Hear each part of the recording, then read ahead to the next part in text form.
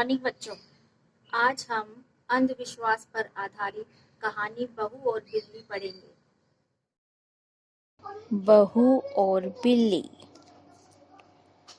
एक सेठ के घर में एक नई नवेली बहू आई। नाम था रूपा। बहू के आते ही सेठानी जी सारी जिम्मेदारी बहू को सौंप स्वयं धर्म करने लग गई।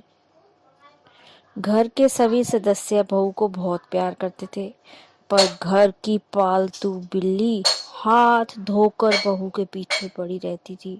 जैसे ही बहू थोड़ी देर के लिए रसोई से निकलती और वह आती, दूध मलाई चट करके चली जाती। रूपा ने सोचा कि इसने तो जीना मुश्किल कर रखा है, इसका कुछ उपाय तो करना पड़ेगा।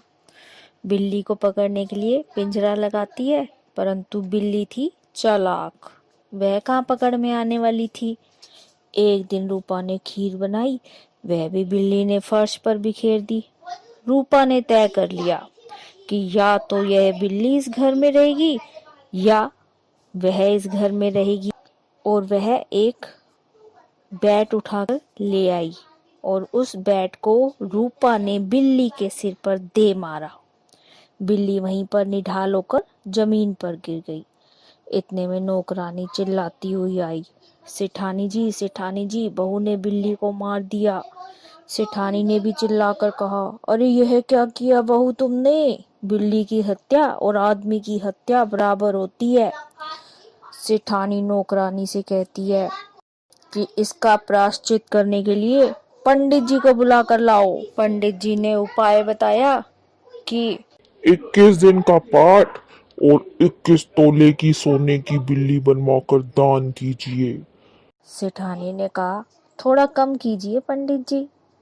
तब पंडित जी ने कहा, ठीक है, चलो 11 तोले की बिल्ली कर दो और 500 रुपए पूजन सामग्री के लिए दे दीजिए।